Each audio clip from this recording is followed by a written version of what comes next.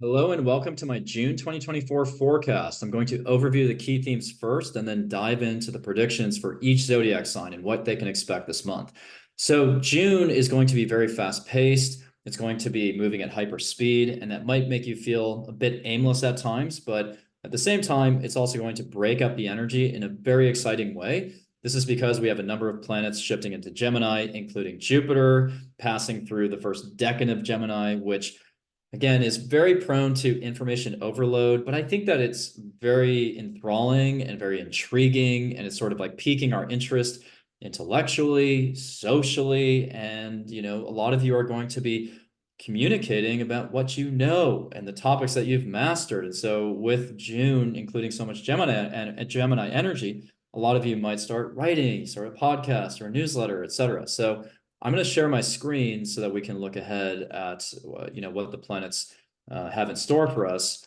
And I'm just going to focus on sort of just a still image here, just so we have a reference point. But I'll be walking through in this section some of the executive trends, the key transits and ingresses, so that you can, again, prepare either at a high level or if you just want to know what's coming in the collective.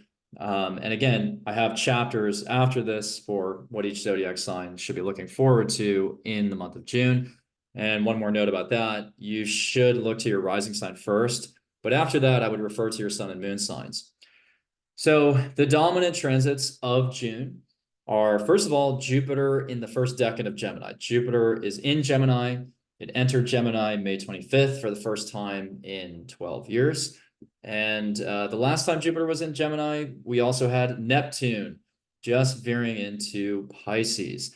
So here we are with Jupiter and Gemini again, while Neptune is at the 29th degree of Pisces, the final degree of Pisces. And if you think back to 2012, what was going on at that time, I really saw, both anecdotally in my own life and with people around me, there was an augmentation and an enhancement of our spiritual understanding. A lot of people believe that 2012 was that moment at which we started to split off and diverge between people who started to ask bigger questions about the meaning of reality, whether that be the quantum field and its connection to spirituality and so on, and people who wanted to kind of like maintain their position and their presence in the material world. And so obviously it's oscillated between, and I'm sure for all of you, you've had a very circuitous path to where you are now. But now that Jupiter's back in Gemini and Neptune, again, is sort of at the other side of Pisces, I see Jupiter going into Gemini as sort of a completion potentially of that Neptune and Pisces transit, where you arrive at a more holistic understanding of what you've really, where your mind has been leading you since 2012. But I'll talk about also the 29th degree for Neptune in a bit. But in the month of June, Jupiter will be in the first decan of Gemini. And the decans make a big difference.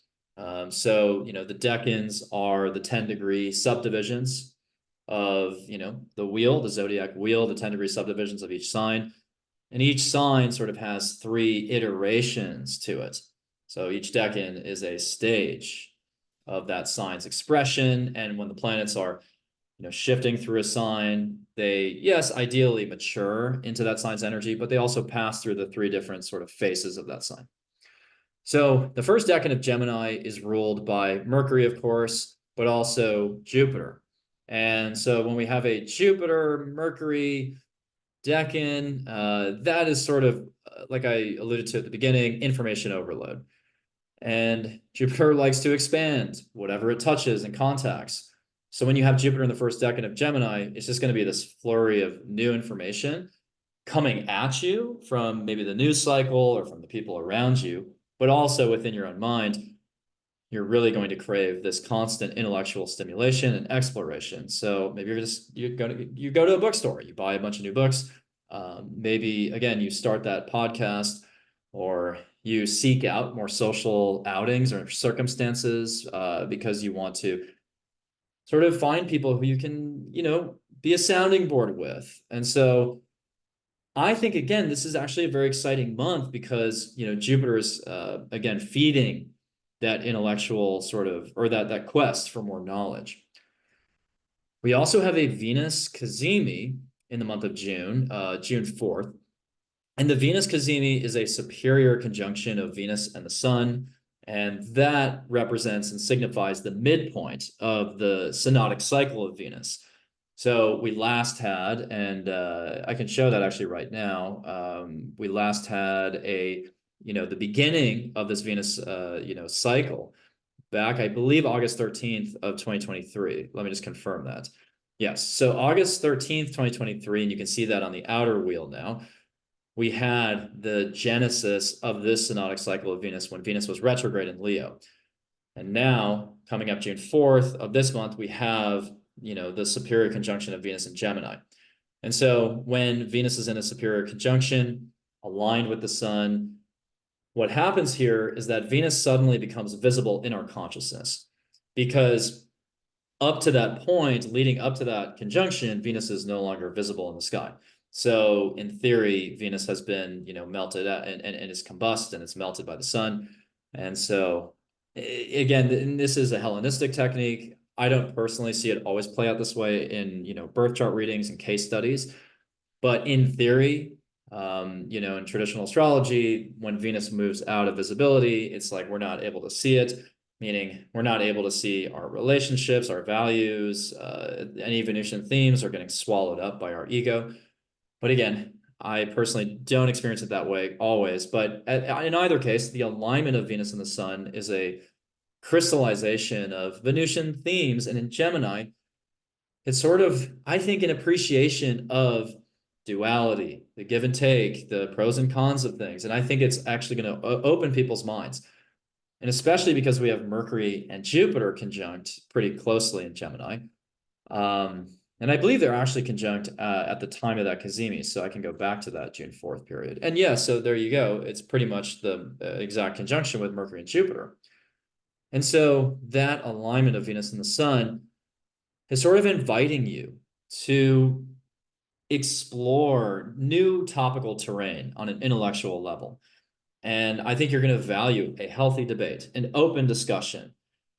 And I think this is a relief, honestly, because the type of world we live in now is so polarized. And yes, in theory, this Gemini energy will, actually intensify the polarization because, very, very manipulative people who hold power in the media space may capitalize on this Gemini energy to confuse you further and polarize you further. But, if you're using the higher expression of Gemini, then this is an excuse to tap into that dualistic framework of, it can be both this and this. There are multiple truths, but I'm okay with that. I can embrace that.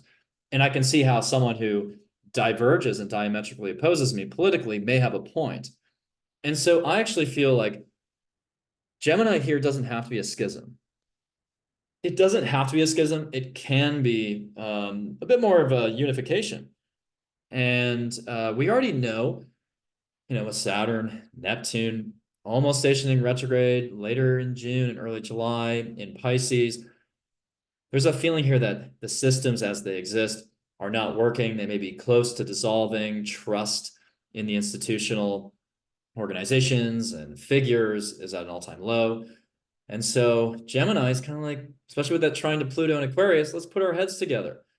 And Pluto and Aquarius is helping us even sort of think about very progressive, and I mean that word generally, but like very innovative, novel concepts that can help progress us forward in a way that empowers the individual. So I like this Gemini. I like June. I really like June. I'll just say that right off the bat.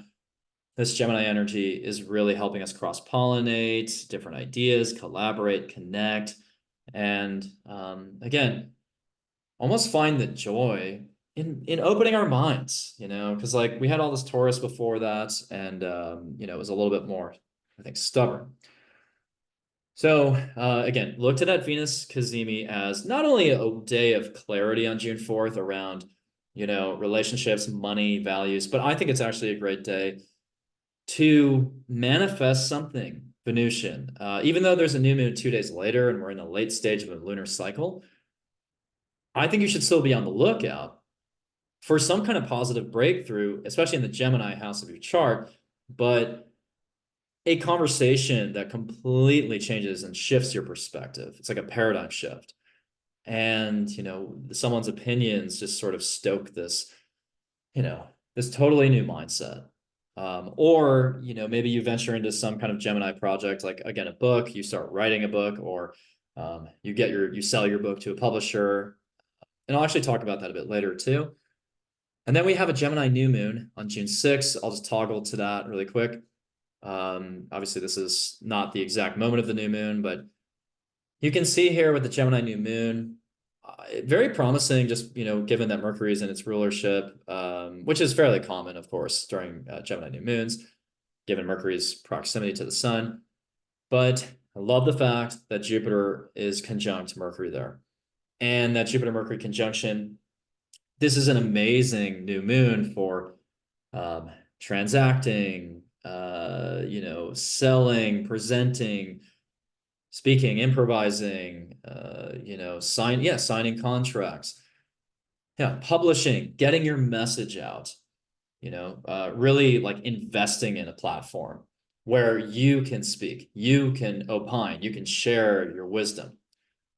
And, you know, for some people, it's just, oh, I'm starting to explore my immediate environment, my neighborhood. I'm going to a local block party, or I'm taking a road trip, or, you know, I'm having a healthy debate, you know, with the people around me, and I'm learning something, or I'm starting to read a book about some really interesting topic, or I'm taking a class. So the Gemini new moon is just like, it's creating more connections, right? It's extending the connections between people. You know, it's casting a wide net. And with Jupiter trine Pluto, a lot of people are coming together to kind of think about Aquarian ideologies and how they can transform their beliefs in a way that supports the collective. So with Gemini here, it's like in an ideal scenario, you're saying, okay, how can I adjust my framing a little bit such that I can find the common ground between people who are theoretically politically opposed to my positions? Because Pluto in Aquarius is actually in a way looking into this. It's thinking about things as like, oh, what is this melting pot that we're in, and how can we kind of see our strength in numbers, really? So yeah, I think it's a really beautiful new moon. We also do have a Capricorn full moon shortly thereafter on June 21st, which, by the way, is the day after the summer solstice. And that Capricorn full moon is, you know, ruled by Saturn, which is about to station retrograde in Pisces with Neptune in the 29th degree. That feels like the shedding of old responsibilities, especially after a summer solstice, when you're already sort of reflecting on all the achievements you've made since the winter solstice 6 months earlier. It's like, okay, the sun, we have maximum light in the northern hemisphere by that point.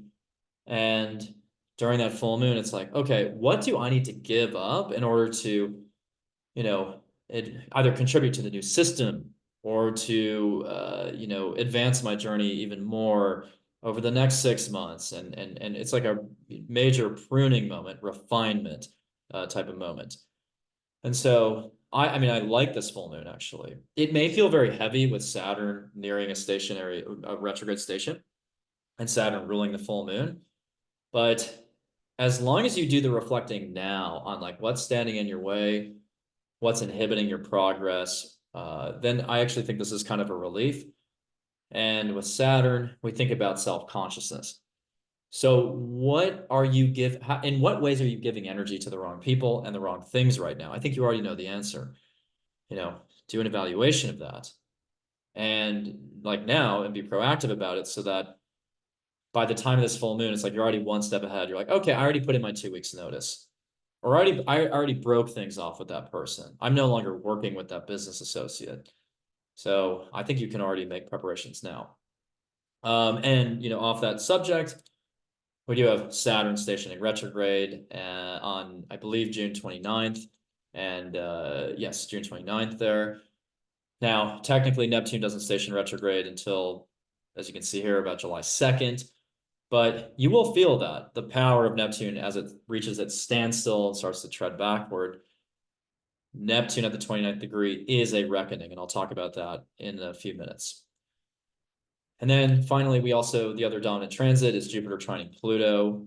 Jupiter is going to trine Pluto for pretty much the first half of June, and Jupiter expands and augments, and Pluto transforms, and Jupiter is also about our beliefs, our faith. And so I'll talk about that a bit later also, but Jupiter trine Pluto to me is widening our aperture in terms of like, how do we have to transform our outlook on life and the world and so on in order to really, I think, deepen our connection to each other as a collective body, as a collective mind.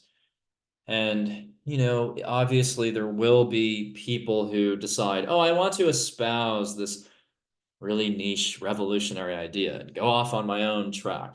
Like, absolutely that could happen, but I think this is a really healthy transformation of beliefs. It's not like overly dogmatic because the trine is supportive. Like if you have a Jupiter-Pluto square or conjunction or something, I think that a lot of times that can be a little bit of a fixation, self-righteousness, a focus on one true God or one true belief, and like, carrying everybody along with you into your cult. But like the trine is not that way. The trine is more supportive of, especially with these air signs, it's like, hey, like we're brainstorming some kind of like alternative here.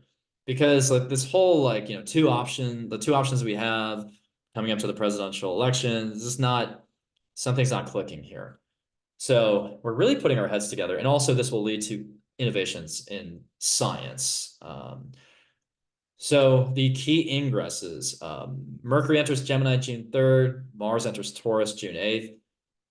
So Mercury going into Gemini is going to, sharpen the intellect. And I actually feel like we're not going to be that rattled by it because Mercury was just conjunct Uranus right before that.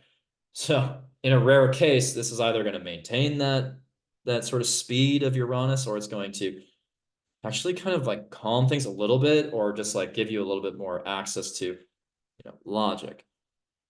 Mars and Taurus will motivate us to kind of indulge a little bit in the material reality. Then we have Venus entering Cancer June 16th, and then Mercury entering Cancer June 17th. I think that is going to, shift our focus a little bit more towards what's familiar to us, our home, our family, our property, and so on. And then, of course, the Sun enters Cancer June 20th during the summer solstice. And other noteworthy transits, we do have some of those Gemini placements squaring, Saturn and Neptune and Pisces around the middle of June. That may breed a little bit of confusion, as I'll talk about a bit later.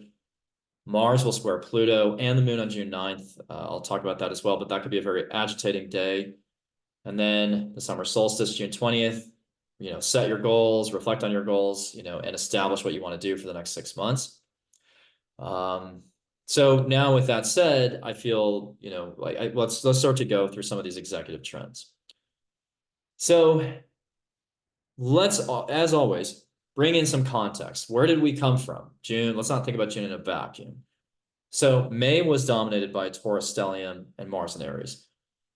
Those transits, in theory, were powerful and gave you an avenue to kind of translate your aspirations to material success. Or maybe you stood strong in your values. Many of you also probably felt energized to chart a new course in your life or take an entrepreneurial leap because of Mars and Aries. But many also faced feelings of aimlessness. We are experiencing a reckoning because Saturn and Neptune, again, preparing to station retrograde in Pisces, Neptune at the 29th anaretic degree, the final degree of the zodiac, by the way. And in my research, the 29th degree is actually karmic. It's a karmic Saturnian degree, as are the 27th, 28th degrees, and the 0 degree. Now, the reason I say that is because I apply a degree theory when I do readings, in which I take the degrees, I convert them to age. And at that age, that planet at that degree, whatever, so let's say you have Venus at 27 degrees in your birth chart, age 27, Venusian themes would be kind of at the foreground of your life. Saturn at 21 degrees. 21 would be a really heavy year for you based on the Saturn themes. And in that theory, right, you would be 27, 28, 29, and then the 0 degree resets the cycle. So you could be 30 and reactivating your 0 degree planet. But my point is, at those ages, it is coinciding with the Saturn return, in some, right? In some way, from 27 to 30, more or less, you are somewhat in the vicinity of a Saturn return. And that means that those planets at those degrees coincide with some kind of karmic reckoning or retribution or reward or whatnot, and maybe a karmic undoing. So I, again, through my research, even through the transits, I don't think of the 29th degree as necessarily a completion, but because I've been seeing these videos online of like astrologers saying, you know, oh, it's the most beautiful completion, Neptune at the 29th degree. It's like all your wishes are coming true. But like, I think that's absolute BS. Like, Neptune at the 29th degree of Pisces, this is a reality check and maybe a maturation point at best. But, you know, it's a karmic undoing if you made any missteps or the wrong choices along that planet's passage through that sign.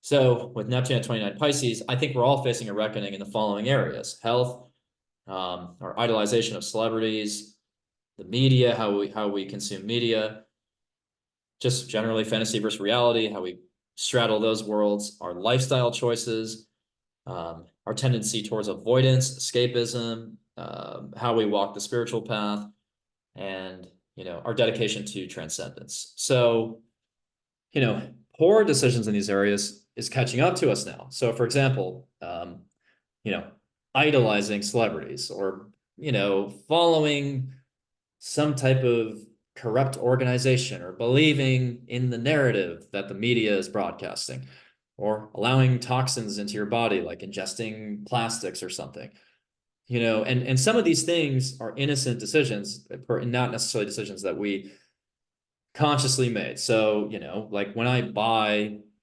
packaged food, it's like, yeah, okay, I'm making a mistake too. But, you know, with that 29th degree as a Saturnian degree, again, in my own opinion, with my own research here, it is the compounding effect of every little decision that you made when no one was watching. So to like bring in my own story, like when I was living in New York in my 20s, you know, especially when Neptune was squaring my Mars Mercury opposition, I was engaging in that sort of party lifestyle. I was going out and drinking way, way, way too much. And now that Saturn is in Pisces and recently T squared my Saturn Mercury's opposition again, you know, even from that vantage point, the Saturn transit through Pisces is saying, oh, hey, buddy, remember that, you know, those years when you're, you know, drinking a lot? Now, here's the consequences, right? Oh, here's the opportunity cost of that, or here's how it's affected your health. So, you know, I'm not putting anyone, including myself, on a pedestal there. We all have some kind of reckoning right now around where we've bought into delusions about, you know, maybe a certain, again, religious belief, spiritual belief, or where we have, you know, consumed toxic sort of media sources that instilled fear in us or gave us false promises. And, you know, it's like we've been experiencing cognitive dissonance, where it's like the doctor that you counsel, he might be the most unconcerned about the toxins that he's putting in his own body. And this is something I have in my Substack newsletter. I talk about this.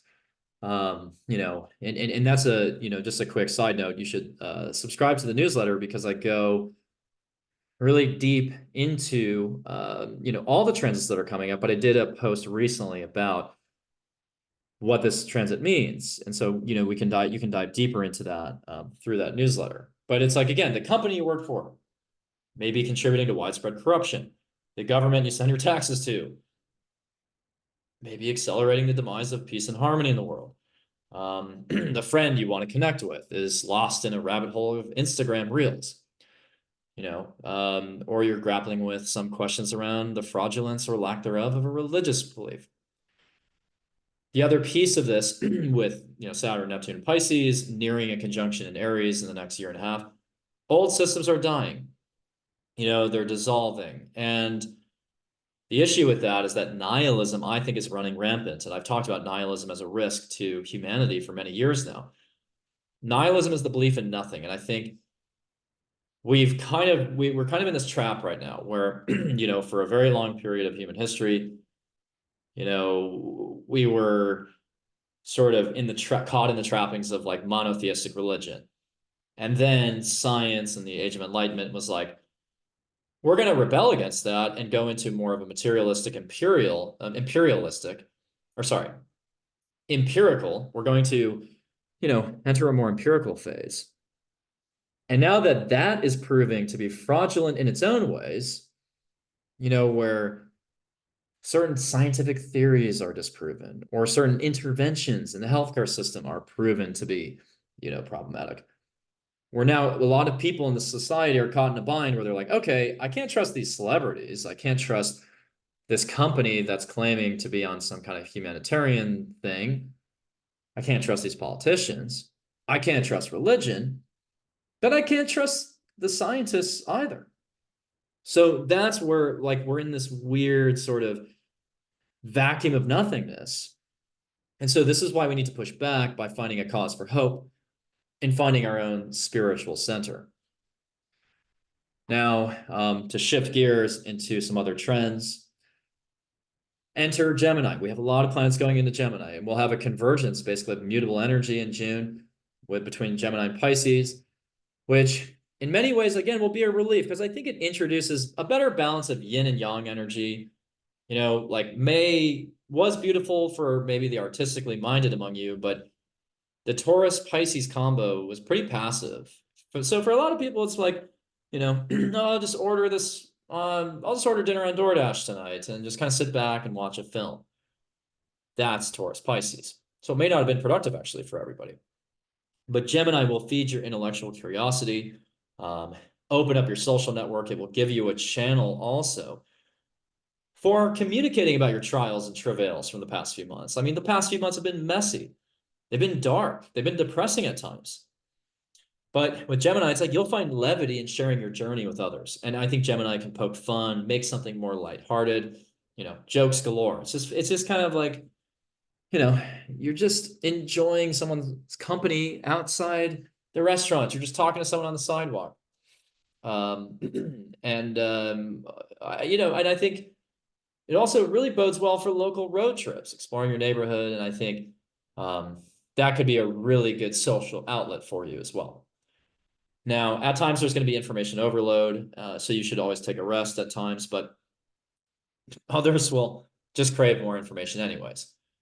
The news cycle will be at hyper speed. A lot of information will inflame you politically, like I said, a lot of debates. But with Gemini, being Gemini, a lot of people are going to have very short-term memories, like in through one ear, out through the other. So, take everything that people say with a grain of salt. People just want to soak up more.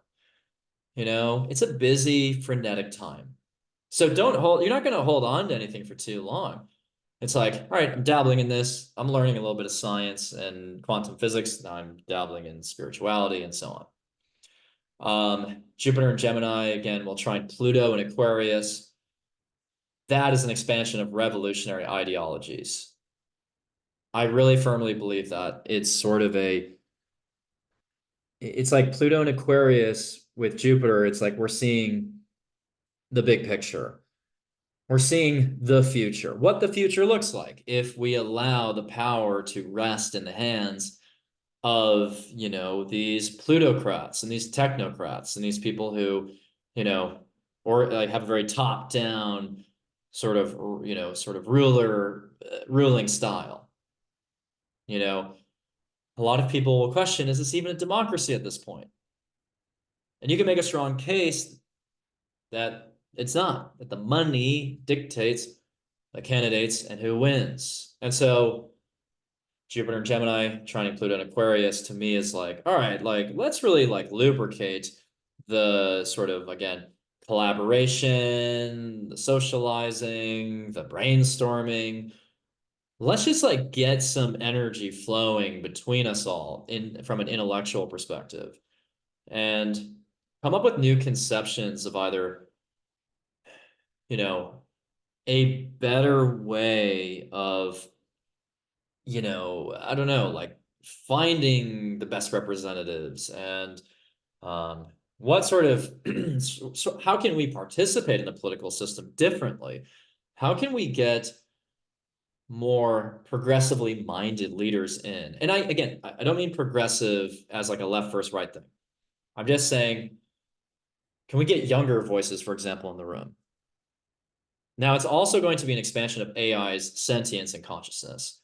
I do think there will be advances in communication technology, um, a challenging of the understanding or extension upon, or a challenging of our prevailing wisdom around certain scientific ideas, or we will extend upon different scientific insights. And yeah, we're really complementing existing wisdom, but also coming up with compelling arguments for or against a scientific approach.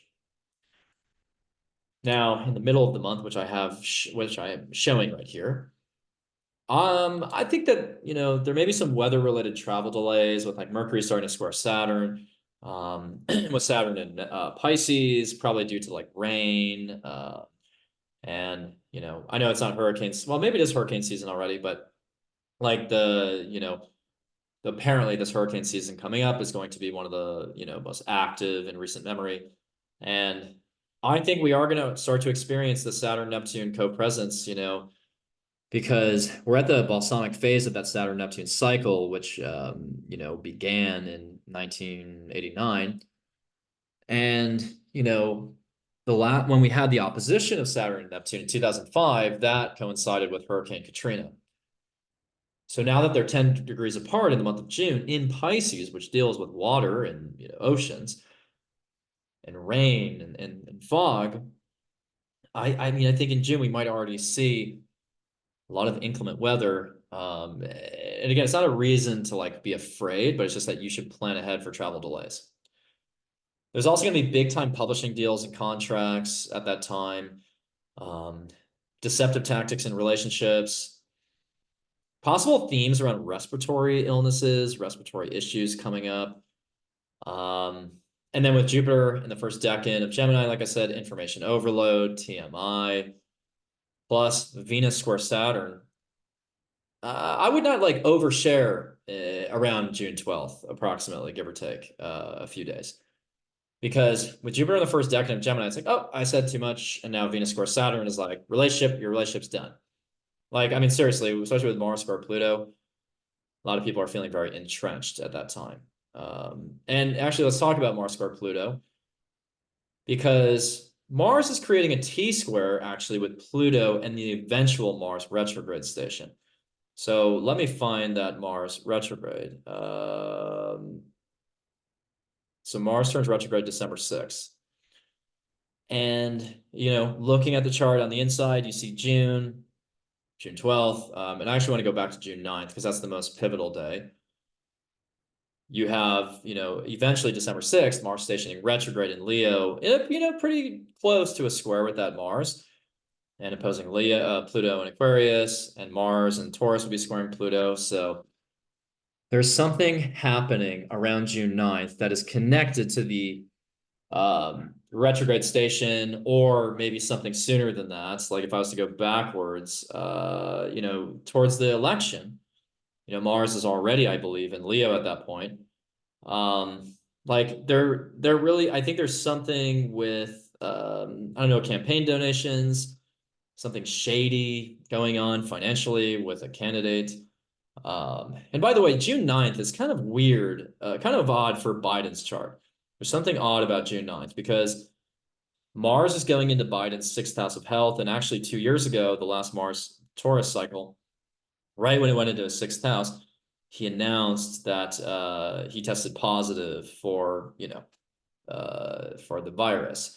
So as it goes back into the sixth house for him, on his moon, while Pluto's squaring his moon, and by the way, Mars, when it stations retrograde, is going to be on his Pluto. Yeah, there's something a little bit bizarre about that. And even like Jupiter, around this time on June 9th, is on his Uranus. And like the Jupiter-Uranus conjunction, very bizarre. Like, I remember when I had a Jupiter square Uranus a couple of years ago, it was like I had this like random tooth extraction that I had to do like the morning I woke up one morning. It was like my tooth randomly hurt and I had to get it taken out immediately. Like there can be sort of like an unexpected medical event. I could see something like that. So yeah, June 9th is a little bit strange for his chart. Um, and yeah, again, that Mars retrograde station is right after the US elections. So with Mars in Taurus square Pluto in Aquarius, there could be like vicious battles in the tech world, drama in the AI world, like, company trying to acquire another, campaign funding efforts will be surging. But again, possibly shady activities when it comes to the funding of a candidate. And then Mars square Pluto plus all the Gemini Pisces squares it just feels like something illicit is going on. But there could also be a smear campaign, a huge smear campaign against a politician, or like a book is published that just peddles lies. So yeah, I think it might even be like a presidential candidate, like maybe it's like Bobby Kennedy or something. But I would just watch out for the discourse. The discourse could be very ugly around that time. And it was already ugly because Mars, the first week of June, is in Aries still, conjunct Chiron, which is like very intense. And by the way, that Mars Aries with Chiron conjunction, I think that, it can spin the gears of war in the Middle East. I mean, that's definitely a risk. So, yeah, politicians also maybe shifting their position on something very quickly. Like, remember that things happen very fast with Gemini. Now, June 27th, by the way, there's a debate between Biden and Trump. And so just out of curiosity, my Gemini Mars wanted to see what was going on there. And like, wow, what a messy debate. The Pisces moon conjunct Neptune. I feel like it's a sleeper. It's either a sleeper or it's just utter nonsense. So I'm not really I don't know. I'm not really interested in even watching that debate. I just feel like it's not going to make any sense. Um, there also could be a major investigation into the education sector, like maybe something sort of shady is happening financially with a university. I don't know if it's like something to do with their endowment. And I think there's going to continue to be a lot of, you know, drama on college campuses for sure. A lot of tension. Now, overall, just to summarize these executive trends, though, in June, you're going to be opening your mind. You're going to be exploring the duality of everything. And everything flips when Gemini's involved. So people who typically wouldn't vote for a candidate might suddenly. And we are challenging and sorry, exploring the prevailing notion that, well, I think there's just like, sorry, there's an idea here that the systems just are not working any longer, right? Like I think that that's what's happening with Saturn and Neptune and Pisces. So, yeah, I mean, other keywords that came to mind as I was taking notes about this month, I wrote things down like the reckoning, the downfall, the great letdown, the teardown, the absence of faith, media blitz, advances in communications, science and AI, respiratory related issues, maybe hearing related issues, political scandal, especially on the financial side, short-term memories, talking just to talk, debating, TMI, information overload, the news cycle at hyperspeed, enjoyable block parties and social events. And then before I go into each zodiac sign, just remember that there's a Gemini new moon, June 6th, which is really about birthing new connections, I think. And then June 21st, we have a Capricorn full moon, which is about shedding unwanted responsibilities. So with all of that said, I want to go into each zodiac sign. So let me just pause here and say, again, focus on your rising sign first, and then go to your sun and moon signs. You can do that through what's called a derivative house calculation. And I've seen a lot of contradictory information in the astrological world about, only track your rising sign, or don't even track your rising sign, just track the house, like whatever that means. And I would say, number one, if you're not using a whole sign system, it's just not going to you're not going to be able to read transits accurately. Because if you think about it logically, Leo is the seventh sign from Aquarius. Therefore, Leo is in a seventh house dynamic with Aquarius. So if you were in Aquarius rising, Leo would have to be your seventh house. Simply because Leo is the seventh sign from Aquarius, right? So it's like grounded in logic, right? Like, and when you think about a sun and moon relative placement like that, and even if you were an Aquarius sun, like Leo is the seventh sign from your sun. So a transit, a planet moving through Aquarius would, or sorry, if you have an Aquarius sun, Leo is the seventh sign. So a planet shifting through Leo, even as it would affect your Aquarius sun in a seventh house way, meaning it would affect your relationships, open enemies would come out potentially, it would affect your negotiations, contracts, and so on. So it would just affect, though, the themes of your sun, which is your conscious self and expression. If you had an opposition to the moon, it would affect more so your internal emotions, right? And your family and your feelings around things, your reactions, your instincts. So, yeah, just to caveat that and clarify that. Let's start with Aries.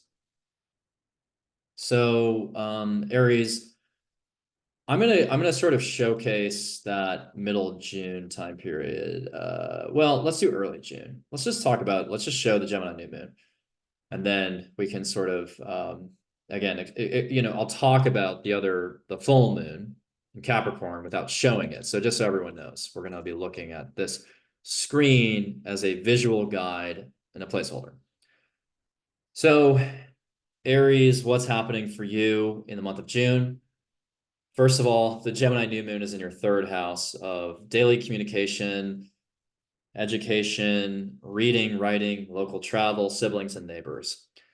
So Jupiter going into Gemini there is really, really piquing your intellectual curiosity. It's feeding your desire to learn more. And this is a great new moon for launching some type of communication project. Now, that could be just starting a book, launching a podcast, starting a newsletter, picking up a new book, dedicating time to a new educational course. Also, the third house can be really, really strong for commerce, marketing, advertising, transacting. I really like the third house. It's naturally placed with Gemini there. So you're really picking up the pace of your social life. You're socializing more, having more conversations. You are, very much, I think, again, opening your mind. And so it's a very busy time. Like your social life is going to be very active, most likely. And, just capitalize on that. Just enjoy that. But if you are in a position where, you know, you're an entrepreneur or something, like this new moon really supports your marketing and advertising efforts. And you'll have Mars and Aries still. So you're feeling like you have a lot of energy. You're very energized. You're motivated to start fresh, in something, start a new journey. And, you're very decisive in that way. So this is, again, a time to really assert yourself, establish yourself as a thought leader in some way, or just to have fun, maybe take a road trip, something of that nature. And, Venus will be squaring Saturn. So making some tough decisions there in relationships potentially that are out of alignment with your spiritual values with Saturn in the 12th. And potentially at some point in June, maybe some Aries would actually like have a really difficult time with a sibling and cut off contact with them. But, with Saturn eventually stationing retrograde in your 12th, I think you're really reflecting on what you need to let go of in your life in order to support your spiritual aspirations, or to let go of anything that's out of alignment with your spirituality. And some Aries are still dealing with maybe mental health. They're purging certain addictions, toxic habits. But that third house, really, really fun. First part of June, like have these, like just connect with a lot of people. Pluto in your 11th house. Build your online network. Explore the local neighborhood. So a lot of the Gemini things I talked about earlier are playing out for you. And if you have to pitch yourself, if you have to advocate for yourself to get that job or to, establish that client, deliver, like get that contract signed, like this is amazing for that. And you're also really funny. Jupiter in the third, a great time. You're going to be a little bit funnier than usual, more improvisational, gregarious. So I'm not saying you have to do a stand-up routine, but just like go out more, say yes to more social events, and you'll have some interesting stories to tell by the end of this Jupiter and Gemini transit. Um, and you know, again, make sure you set aside time though to just read a book, and if you ever wanted to write a book, this is the time. Also, your mind is almost like genius right now. Jupiter, Mercury, you're very analytical too. You know, you can kind of like chop up any argument. Oh, this is a faulty premise. But yeah, you're just very witty. So as an Aries, put yourself in environments where your wit is celebrated. Um, then we have the Capricorn full moon. And actually, let me just go to that. I'm gonna actually change it up a little bit on this video. I usually don't actually shift over to the full moon, but so the full moon in Capricorn as as an Aries. Let me adjust the hour there. The full moon in Capricorn as an Aries, that's in your 10th house of career. So now we have the you know, and by the way, when you have the new moon in Gemini there in the third, you know, set intentions around the things I mentioned.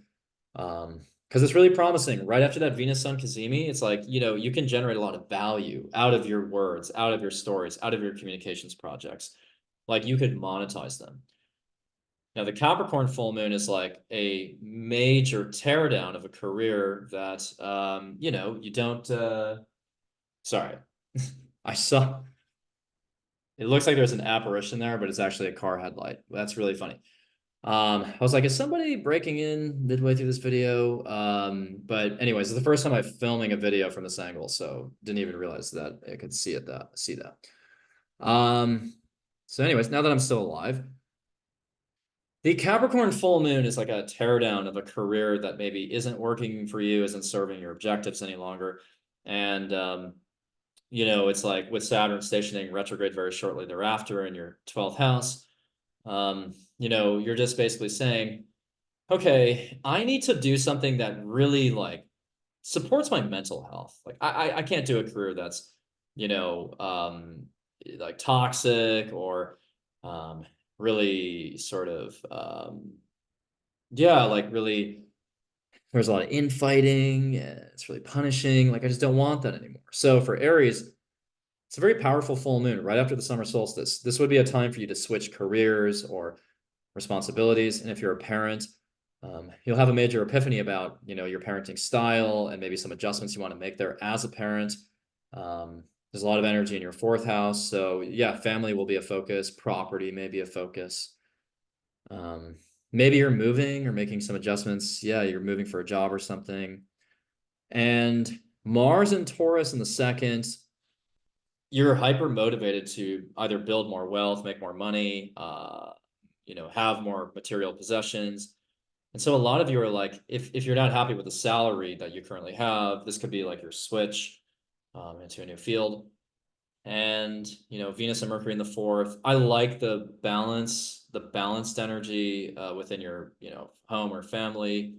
Now, Mercury is kind of bending the lunar nodes there or squaring the lunar nodes. Yeah, I mean, the Mercury bending lunar nodes, there actually could be a very pivotal conversation that you're having in your home environment or within your family or at a family gathering that somehow like affects your relationship or how you see your relationship. So yeah, for Aries, I think overall, June, you're really lunging into these new intellectual pursuits. You're expanding your mind, and through that expansion into your local environment or into just new regions of your mind and and exploring new concepts, you may suddenly have an epiphany here of like, now that I know these things, or now that this person told me this, I realize that the career I have is no longer serving me.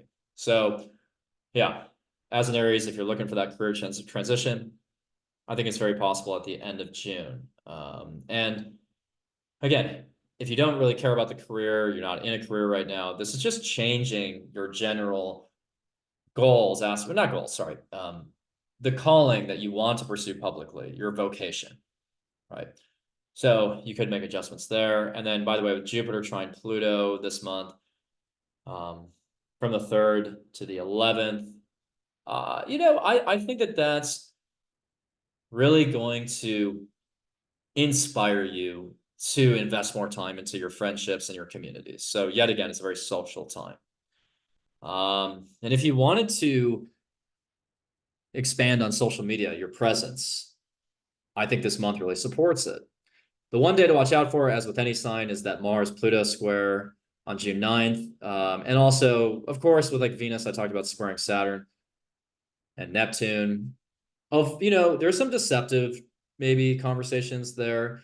So in the middle part of June, I would actually tread carefully when you have conversations with people that may be saying things to like, trick you or deceive you. But yeah, otherwise, the Mars-Pluto square from the 2nd to the 11th could be some kind of, I don't know, financial disagreement with a friend, or you're really agitated with a certain technology that you can't get to work, or there's some type of monetary financial frustration associated with like a group or community or social media platform even. So now let's go over to Taurus. So Taurus, let's work off of these lunar cycles.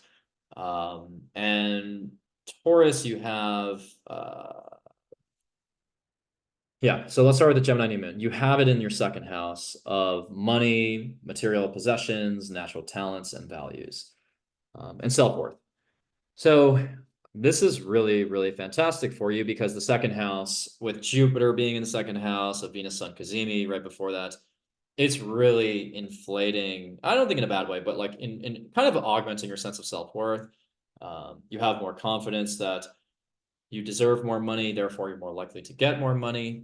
So if you're trying to attract a new job, or a higher paying job, this is the new moon to do it.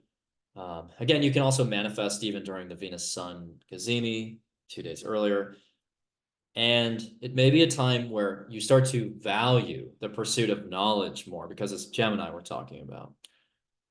So you may purchase more books. You may also, though, try to start to monetize a script or a book or a communications project.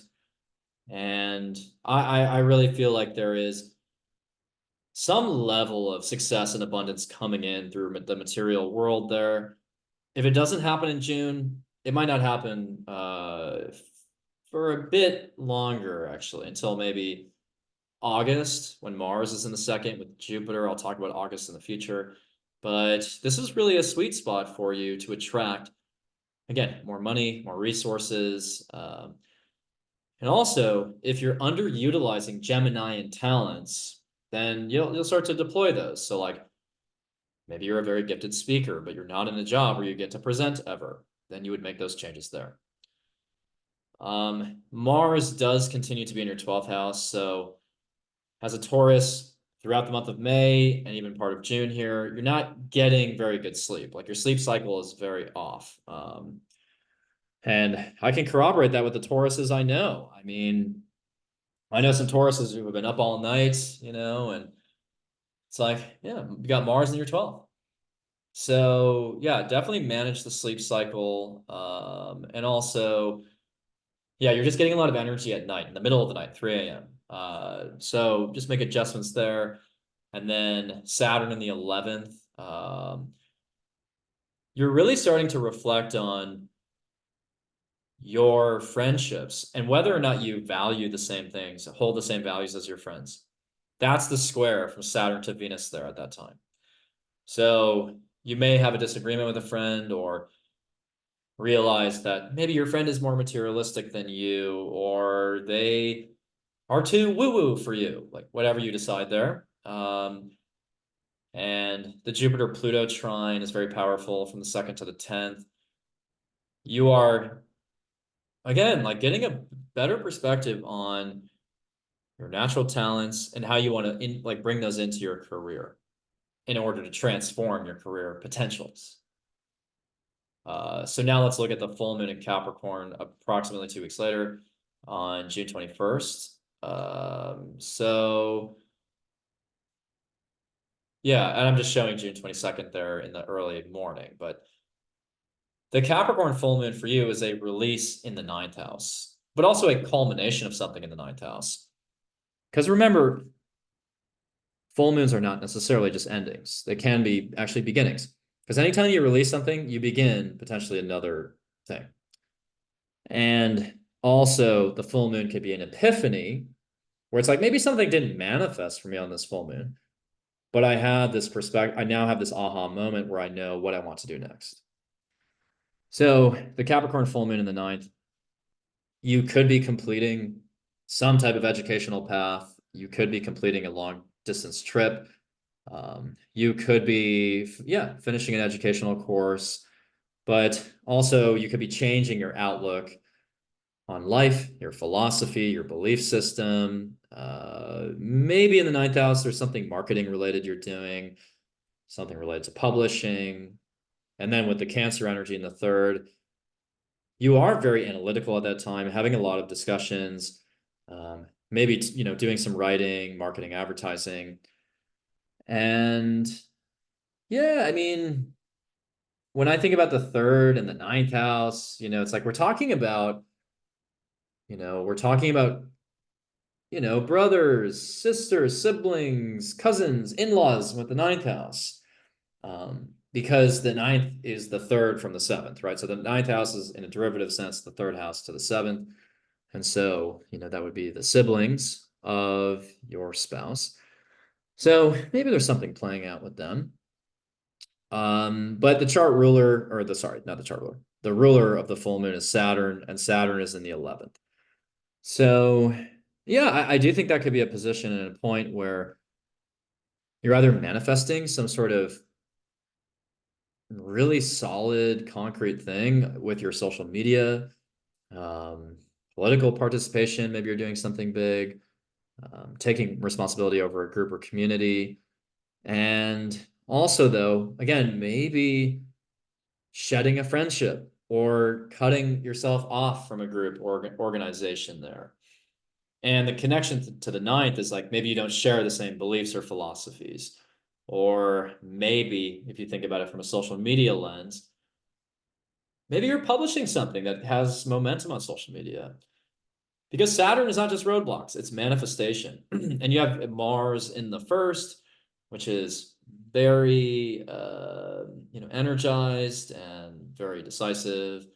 So yeah, I think you're feeling bold, and you're initiating something new at the same time. So again, it's overly simplistic to say that a full moon is just an ending. It's like, what if you have Mars in your first house, right?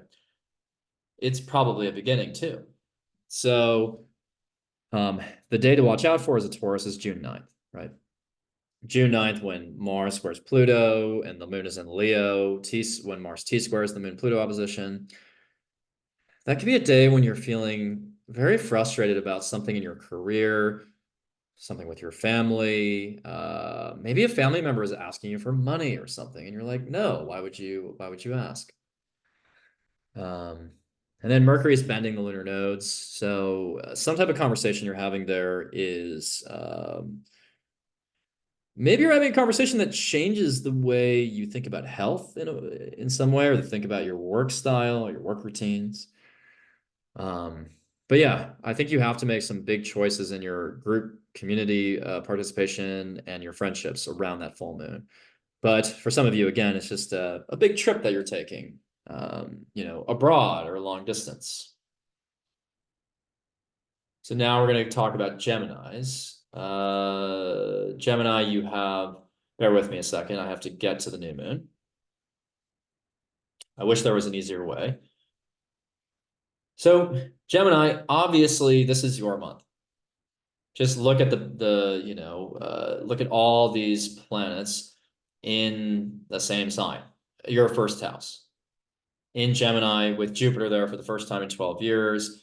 And, Mercury there. So like very, very clear-headed, focused, communicative, Venus in your first house. You're building better new relationships, you're socializing, you're feeling very relatable, sociable, yeah. And, you can attract like that new job, that new, contract.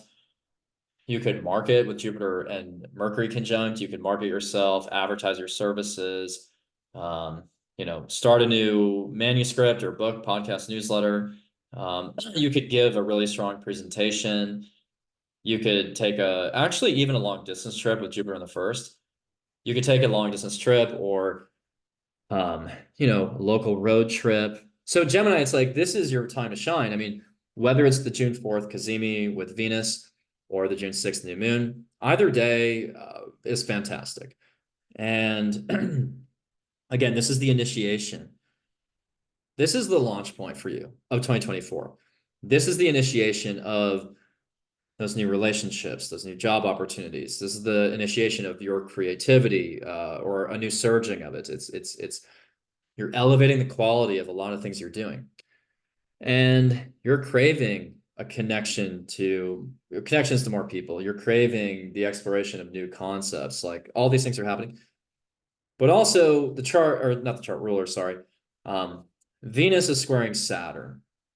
Venus squares Saturn is very much a time of making serious decisions regarding relationships, jobs, making major creative decisions. And with Saturn in your 10th, you may feel as though a new opportunity is, breaking you away from a current obligation in your career. Or maybe these new opportunities are clashing with commitments you've already made, either as a parent, by the way, with Saturn in the 10th, or as an employee. So maybe it's like, oh, you could go to Bali for 3 weeks. But it's like, I would, but I have this job, and I only have 2 weeks of PTO. That would be, I think, like the tough decision that you would have to make or the thing you would have to reconcile. Also, there could be like a new relationship that's like taking you away from some of your job responsibilities or something. But I really feel overall, like this is still for the right reasons. Like this is still a positive push and pull where it's like, okay, I'm seeing how I can manifest more success in my life right now.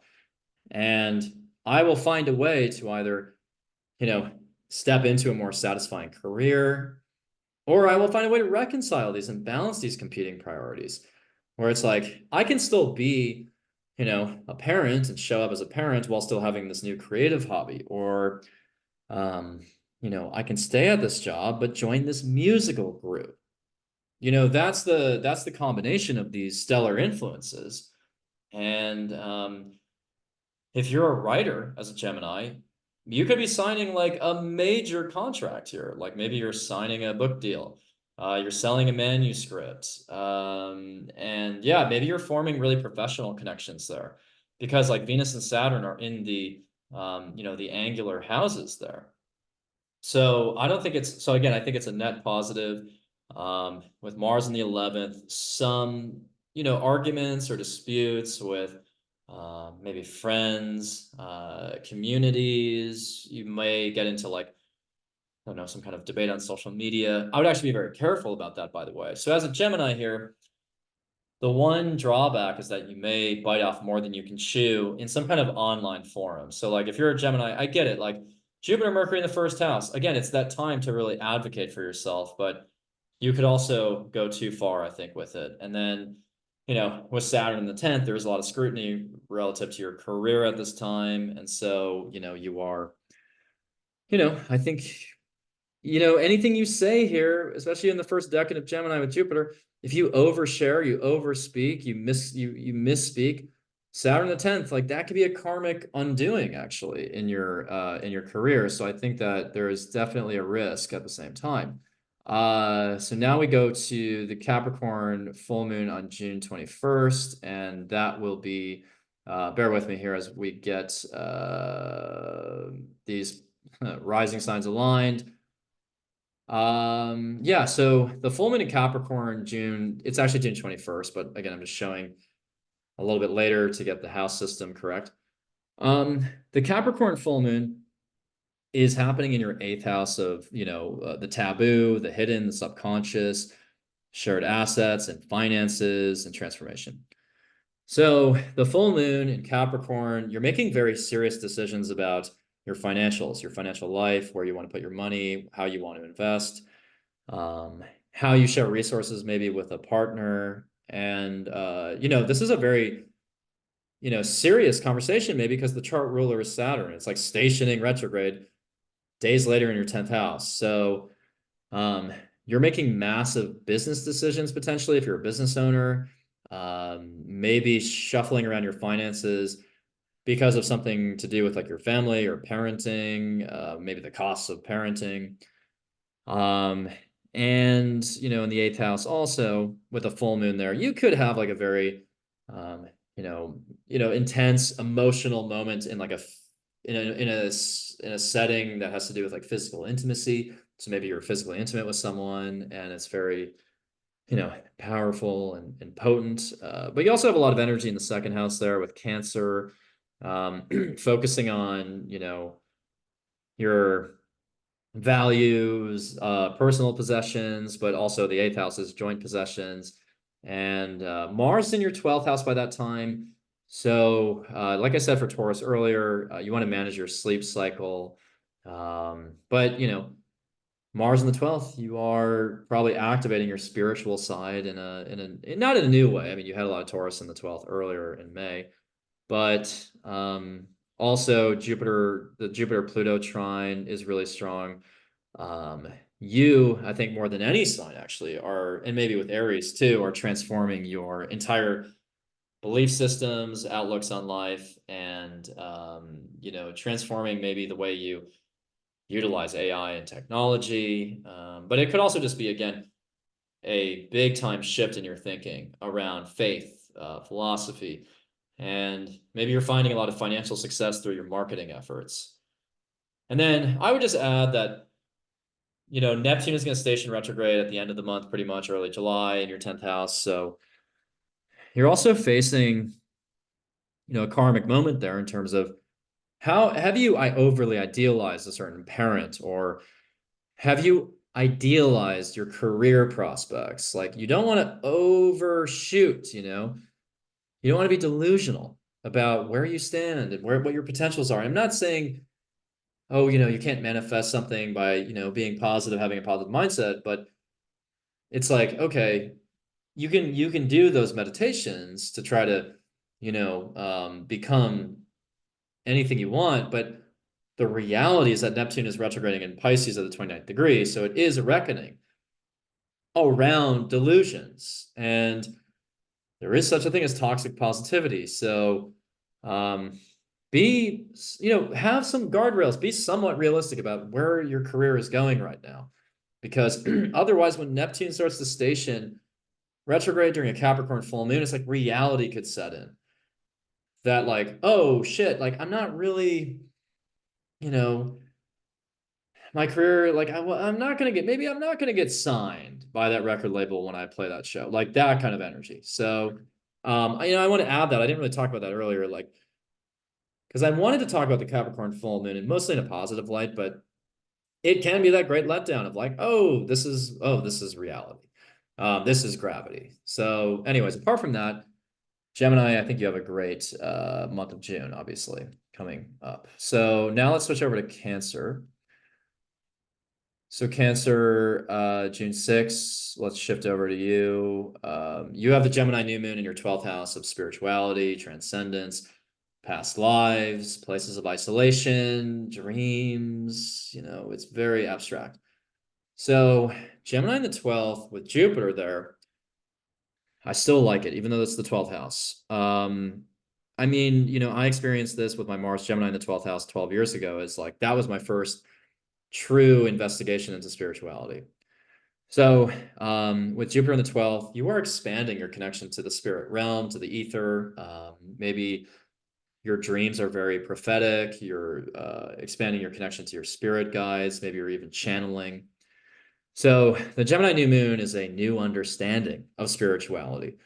It is a new conversation with your spirit guides, or it is a educational journey, yeah, into a new branch of faith or spirituality. Maybe it's the um, brainstorming around your own type of spirituality. And also, there's just a lot of spiritual wisdom coming in for you during this month.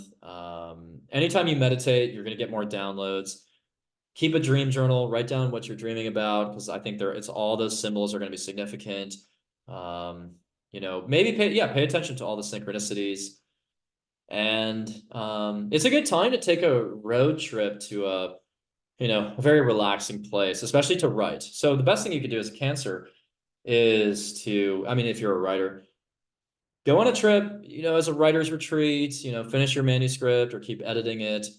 Or, again, if you're not that way at all, just take a road trip to relax and meditate, go to a silent retreat. Ironically, that could be a great way to use Gemini in the 12th. Because, you're having a lot of information overload there in the 12th, and it may influence your mental health a little bit. You may stay up way too late, doing, reading a book, watching a podcast, watching television, whatever. But, keep exploring it. I think it's great. Venus will square Saturn from the 12th to the 9th. So, you actually could be firming up your spiritual beliefs, your really grounding yourself in a certain set of concepts there.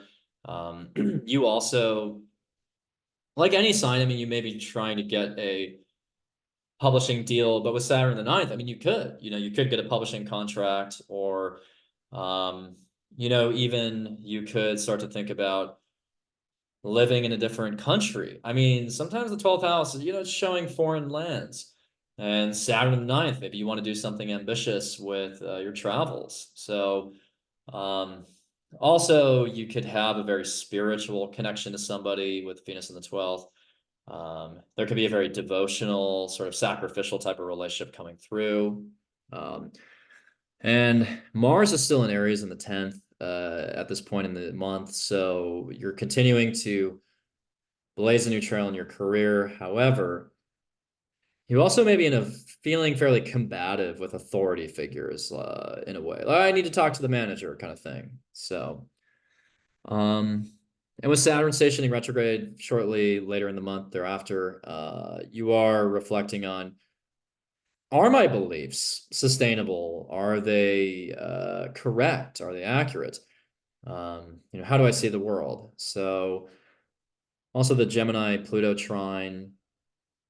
The Gemini Pluto trine is looking pretty interesting. I mean, Pluto in the 8th, maybe you're empowering yourself financially, you're building up your assets.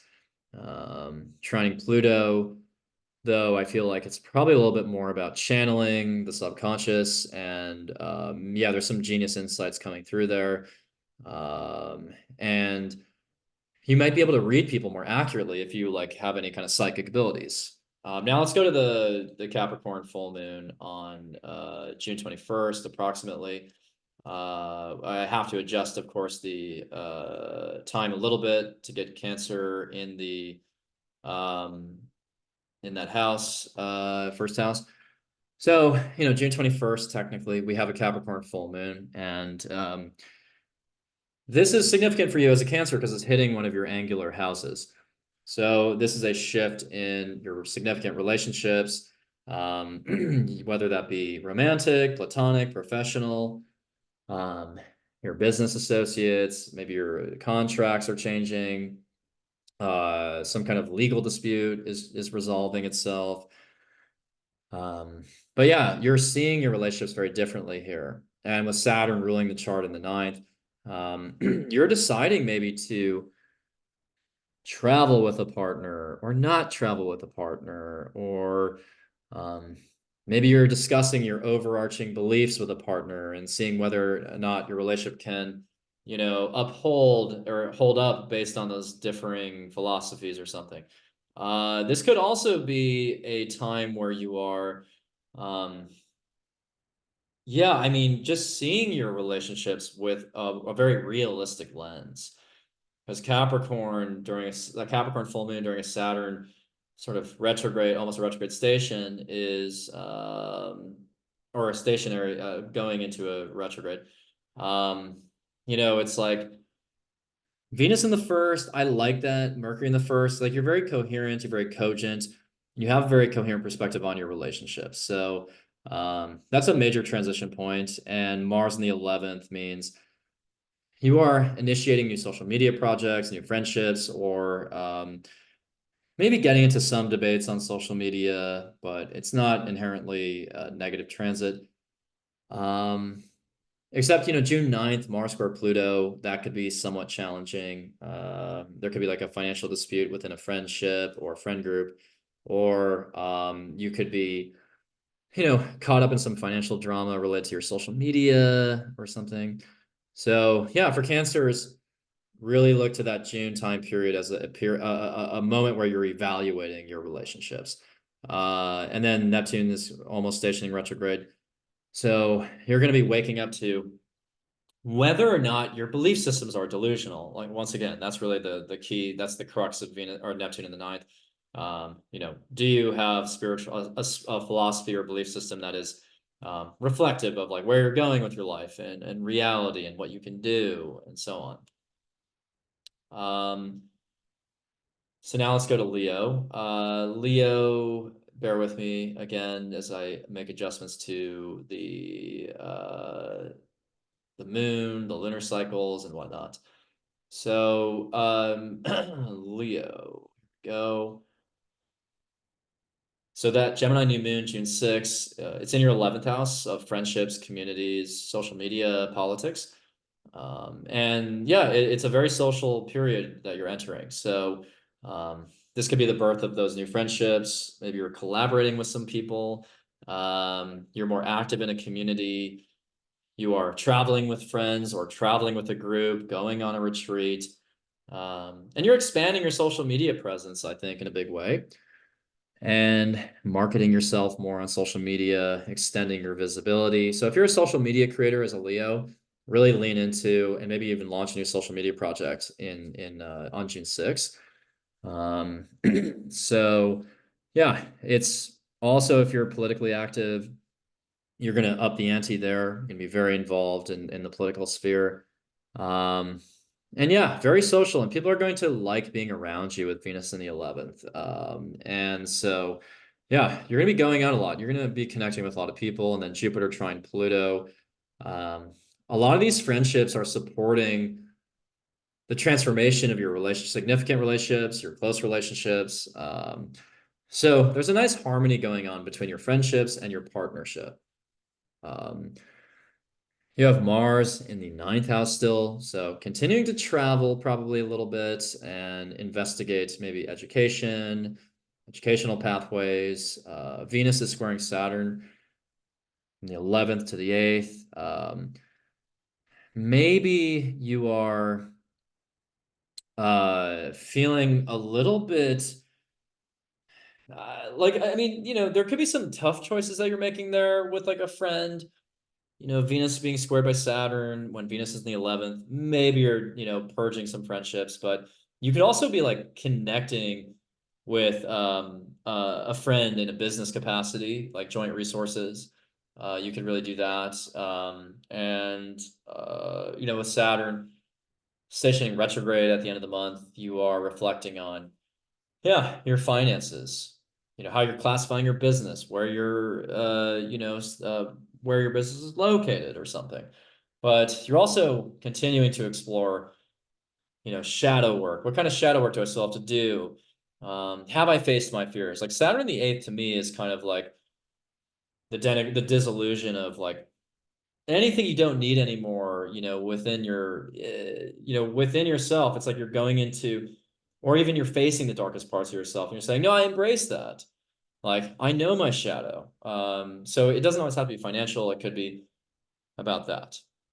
It could be very much about the um, transformation and overcoming of your fears and the retrieval of any lost parts of your soul, which I know sounds dramatic because it is. Now, yeah, so again, I think that it was pretty clear. I think for Leo, you're really, really collaborating more actively. playing a more dominant presence on social media. So now let's look into the Capricorn full moon.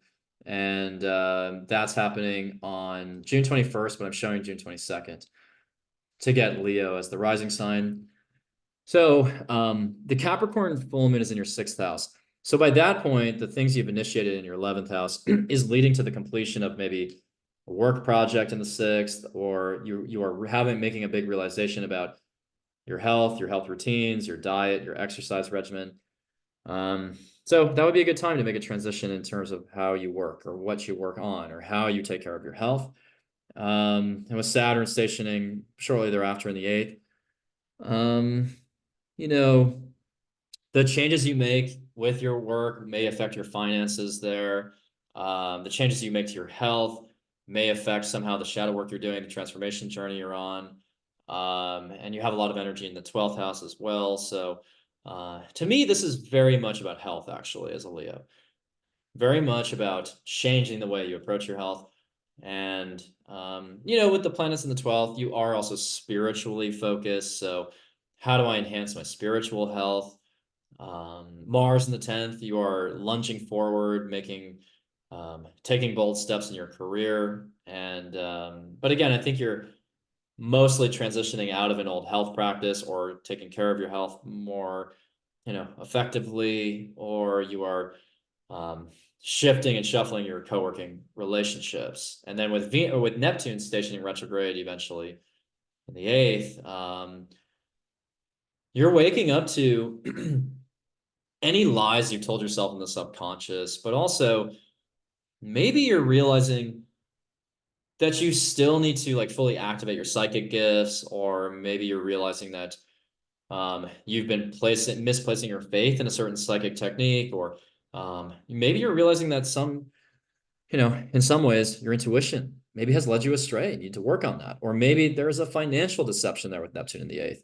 I mean, honestly, that could be the thing for some Leos. Like maybe there's some financial, deception going on. So, yeah, let's shift into Virgo. So, Virgo, you have the Gemini new moon. Hang on just a second here. Virgo, the Gemini new moon is in your 10th house. So for you, the Gemini new moon in the 10th, very significant. It's in an angular house. So the new moon could be the beginning of a totally new career or the aspiration towards a new public calling or vocation, new responsibility. Maybe you have a new perspective on parenting. Maybe you are traveling for work, and maybe you are even stepping into the role of like being a teacher or educator for people, or training people in something, or you're going to some type of work retreat to learn about something. But what I love here is, you are aiming higher in your career. You're feeling more ambitious. You can accomplish more. You're seen more favorably in the eyes of executives. You could expand your visibility in your career. Executives could trust you more, promote you. Maybe you would also, just make a big splash. Like you could do something in your career that just like gets the attention of, people outside of your company or your industry or whatnot. So if you are an entrepreneur, also market yourself there too. Like, really get your name out there. Like you could really augment your presence in the public eye. Also, you have Venus square Saturn. So, some of these new career ambitions are clashing with relationship commitments. So maybe you have a partner who's not supportive of your career for some reason, your career ambitions. Maybe you feel as though your partnership is taking time away from your work. Maybe you have to travel for work or move for a job, and your partner is like, what are you doing? What about me? So you have to reconcile some of those competing priorities. And yeah, I could see how some Virgos are going to make a tough decision there. I got a new job, but it's taking time away from my relationship, and so on. So don't like you have to continue to nurture those relationships with Saturn in the 7th, because with Saturn there, you probably lost a lot of relationships. So like really hold on to the ones that matter to you. But if a relationship has kind of run its course, it's kind of a buzzkill, then yeah, maybe you walk away from it and chase that new career. Mars is still in the 8th, so some financial disagreements, financial disputes are ongoing there. Intense physical experiences, I'll put it that way. And the Jupiter-Pluto trine means that your aspirations in your career are supporting, I don't know, some kind of thing you're like some kind of career growth you're experiencing, maybe supporting the transformation of like your health, or maybe your daily routines are transforming in a good way, but you maybe are finding a way to like change the way you work in a way that supports continual growth. I mean, that can be exciting. But now I want to shift into the Capricorn full moon. So there's a Capricorn full moon on sorry, hang on. There's a Capricorn full moon, June 21st. But as always, I'm shifting time to get Virgo, or to get this sign on the ascendant. So the Capricorn full moon is in the 5th. So what is coming to fruition, completion, manifestation is something creative, something romantic. And so some Virgos around the Capricorn full moon, you are going on a date that is very fun. There's a lot of emotion behind it, but also because it's Capricorn with Saturn stationing retrograde shortly thereafter, maybe it's a date where it's like it's sort of like a reality check. It's like, maybe I don't want to be dating, or I don't want to be dating these types of people, or they're out of step with my values, whatever you decide there, whatever is revealed to you. But it could also be a major achievement in your creative life. Maybe you are, performing something, or investing time into something fun. It could even be about athletics, like an athletic competition. And the Cancer energy in your 11th means you are being very social at this time. So I could see you even going to a concert around that time, maybe with your family or something. And just keep in mind, with Saturn retrograde in the 7th, at the end of June, you might have to make a really serious decision about your relationship. Is it sustainable? Is it long term? Is it going to last? You're going to be asking yourself those questions. And then with Neptune stationing retrograde, eventually, you're waking up to some potential delusions, though, in those relationships, where it's like, oh, I've been idealizing this person and they're actually a fraud or something. So for Virgos, you really want to evaluate with the utmost realism the state of your relationships. And then Mars is in the 9th, which is supporting, some energy towards traveling or education. Just be mindful of June 9th when Mars squares Pluto. You could experience some agitation there, maybe wanting to travel, but having a controlling coworker or colleague trying to tell you to stay at the office, something like that. So now let's go to Libra. Libra, you have, bear with me a second, you have the Gemini new moon in your 9th house, and a new moon in the 9th, you could be setting off on a new adventure, new long distance journey, trip. You could be investing in a publishing effort, marketing effort, even starting a new book, or a new educational course. You could even step into the role of being a teacher during this time. And but for a lot of you, I think it's about traveling. I think you are taking a trip, like the farthest you've ever gone. You're going to a country you've never been to, part of the world you've never been to. And with Venus in the 9th, you could find some really exciting relationships there in while you're traveling. And by the way, for Virgos, I didn't mention this, but professional relationships are looking really strong around that new moon. But anyway, so yeah, you may even like invest in an educational experience there. Like you're valuing education, you're valuing travel, and so you will spend money on those things probably. Yeah, you could also debate different philosophies, belief systems. Like honestly, sometimes new moons are small. Sometimes it's just like I'm in the backyard at a barbecue and I'm debating spirituality with someone. Now we also have Mars in the 7th still. So yeah, some arguments there. You may still be getting into some quarrels and debates. With Venus square Saturn, you could be traveling in a way that you may be traveling while kind of rebelling against your work responsibilities. Saturn the 6th is like, hey, like you have to complete this assignment by 6 a.m. But like you with all the ninth house placements are like, again, I'd rather go to Bali, kind of like what I talked about with Geminis. So some of your traveling or your educational aspirations are taking away from your job or your work, or maybe even your health, honestly. But I can see how some Libras are trying to finagle a way to like, attend some kind of continuous educational course or go to class while they're secretly supposed to be working. Like if you're like have a remote job, I could see how some of you are like taking a class on top of like during your work hours or something. Jupiter Pluto trine means that the growth you're experiencing in your ninth house, the expansion of your perspectives, your beliefs, your philosophies, is actually empowering your creativity somehow. And so you're transforming your creativity, maybe your perspective on romance. But yeah, I think traveling would be really good for your romantic life, actually, with Jupiter, the Jupiter-Pluto connection. Yeah, maybe some. I would just be careful though, because like some of the expenditures you're making towards travel or education, there could be a big cost to that just because you have Venus square Saturn. Like maybe it'll create a bit of a financial hole. So I'd just be like mindful of that. So now let's talk about the full moon in Cap. Full moon in Cap is going to be in your fourth house. So a full moon is a completion, a culmination, a manifestation, or an epiphany. The full moon in your fourth is the transition, maybe away, like to a new home, you're moving, or you're completing a home project. Maybe you're shifting your perspective on your family. And especially, reality could be sinking in there.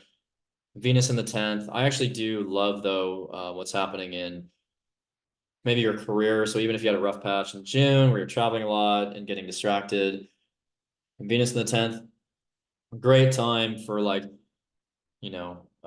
maybe getting a promotion or just being seen favorably in your career, getting along with managers and authority figures. You'll have Mars in the 8th. Financial disputes are possible there, or intense physical intimacy is possible. And then Saturn stationing retrograde in the 6th a few days later, to me, is a reality check on your health. Same with Neptune retrograde. So if you've been holding any delusions about, I can, eat this, junk food every day, like that's kind of ending now. And maybe it's a health concern or a health realization about someone in your family, honestly, because the full moon's in the 4th. So maybe suddenly you realize that a grandparent or a parent is not in the greatest state of health. But really evaluate your health practices with Saturn and Neptune in the 6th, because everything you've been doing since 2011 is subject to scrutiny right now with Neptune at the 29th degree. And remember, with the karmic degrees, it's about what we do, really what we commit to every day while the planet's transiting that sign. So now let's jump to hang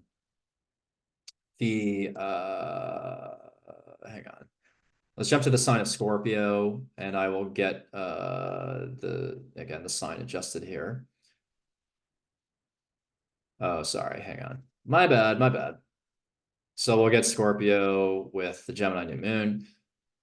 So the Gemini new moon is in your 8th house of investing, financing, shared assets, and physical intimacy, the taboo, and so on. So as Jupiter goes into your 8th house and the Gemini new moon is happening here, I like it. I mean, this could be the birth of a new financial plan, financial growth. Investments are starting to pay off. You're getting a better source of passive income.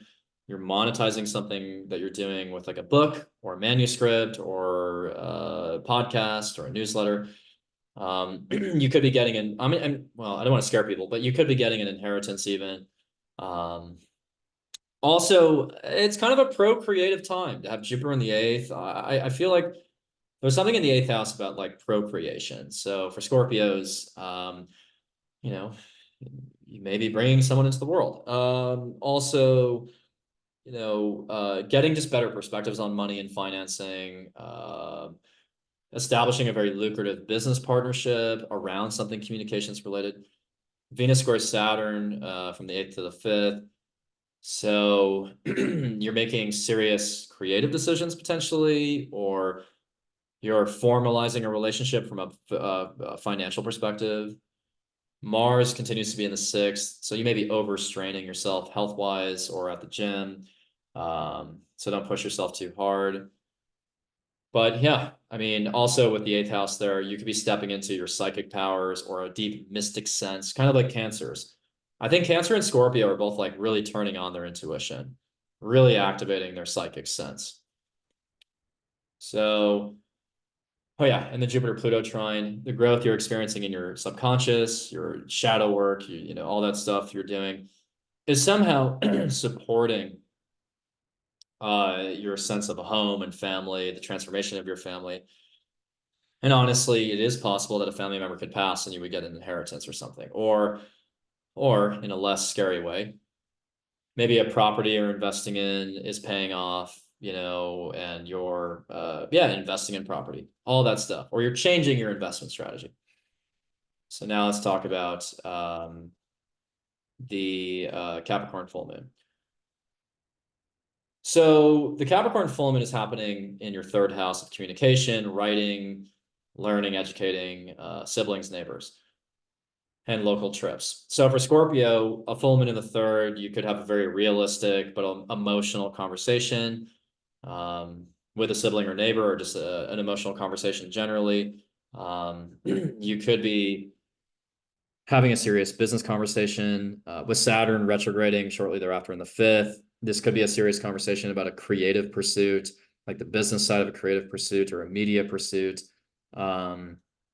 Others could feel, yeah, like I think you're having an emotional conversation, but also you could be completing an educational journey or starting one, honestly, or you're just realizing something about a certain concept or topic. And it's just like stoking this idea of like, oh, I want to learn more about that. With the energy in the 9th, you could also be investing in a trip, a long distance trip, even not just a local trip. Mars in the 7th, you are putting a lot of energy into significant partnerships, but there could be some arguments within those partnerships. And especially as a Scorpio, pay attention to June 9th, that Mars, Moon, Pluto T-square is really going to create a bit of a conflict between either your home and family and your partnership and your career. Like all those things are going to feel a little, I don't know, like agitating around that time.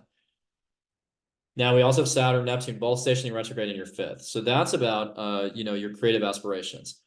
You know, or have you been delusional about a certain creative hobby taking you somewhere in your life, or do you have to make adjustments to that? Do you need to do some inner child work in the 5th? And yeah, you need to reconfigure some of your goals if you want to make inroads and manifest some kind of major creative work potentially. But also, anytime you have Saturn station retrograde, it could be like a big moment of manifestation. Maybe you're manifesting a big creative project at that time.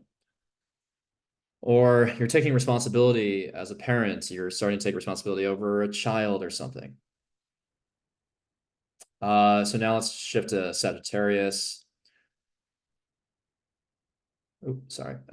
Sagittarius, you have the Gemini new moon. Hang on just a second. Sagittarius, the Gemini new moon is in your 7th house. And 7th house is significant partnership, alliances, business associates, the lower court system, consultations. So for Sagittarius, this could be the birth of a new relationship. You know, whether that be someone who you're romantically connected to or a significant friend or business partner.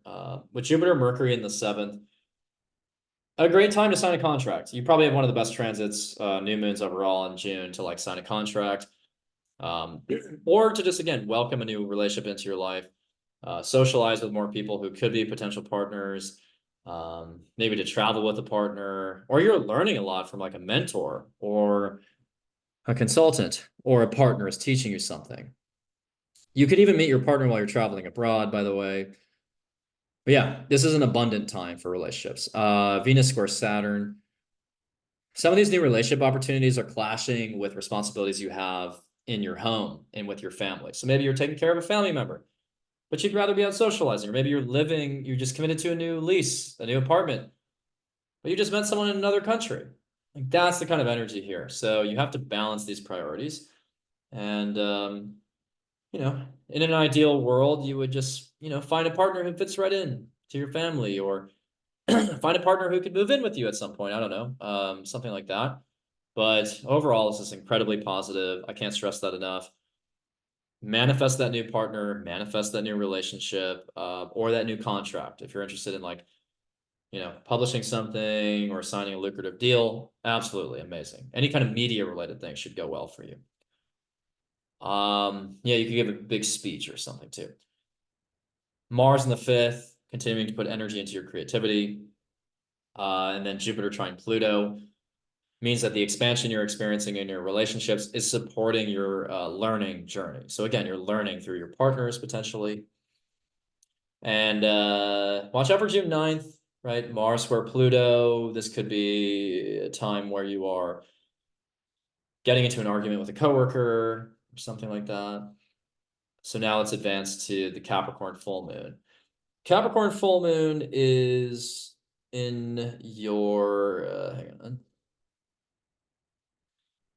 It's in your second house of money, possessions, resources, natural talents, and, you know, your self-worth. So a full moon in the second means that you might be, you know, shifting your salary, changing jobs, realizing something about what you really would rather do with your finances. And it's about reality with Capricorn. So you might have a awakening, reckoning around, oh, I actually am not making as much as I thought, or, you know, I have to reconfigure, recalibrate my financial objectives. And with Venus in the 8th, great time to meet with a financial advisor, actually, just like Gemini's during this time. I didn't mention that with Gemini's, I don't think, but Gemini and Sag, this is the time to meet with a financial advisor.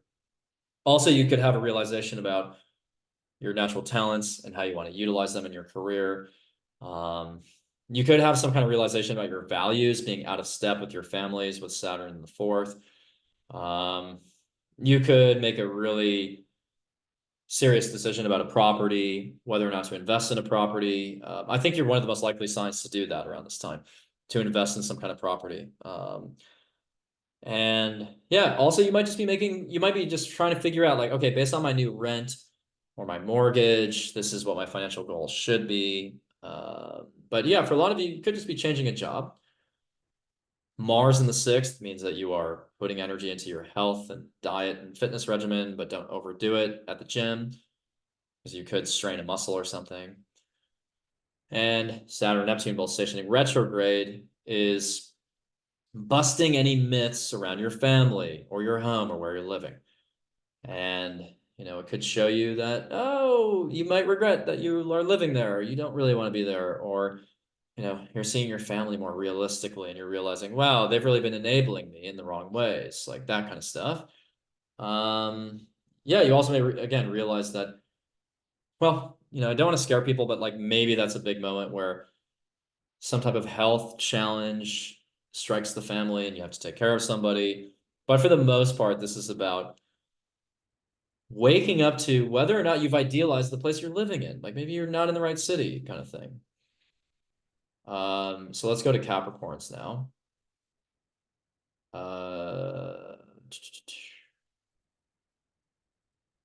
So Capricorns, you have the Gemini new moon in your 6th house of, you know, daily routines, rituals, responsibilities, work, and coworkers. A new moon in the 6th, I mean, that's probably a new job, or it's a new routine, or it's a new, you're learning more in order to thrive at your job now. Maybe you are, I think the pace of your job is picking up. Like it's very fast paced, it's very frenetic. And it's like you're having to learn more just to keep up with the new roles and responsibilities you have. Others could commit to a new fitness regimen, health routine. And with Jupiter there, you're learning a lot more about your health. You're realizing a lot more about your health. Like maybe you're getting a test result or something, or you're meeting with a fitness trainer. And then with Venus square Saturn, I mean, with Venus there, you can be getting along with coworkers more easily or balancing out your daily routines. But I think your day to day is kind of hectic while Jupiter's in Gemini in the 6th, you know. It could inspire you to get healthy, but it also could be like, you're on a treadmill, so to speak, that's getting faster and faster with work projects.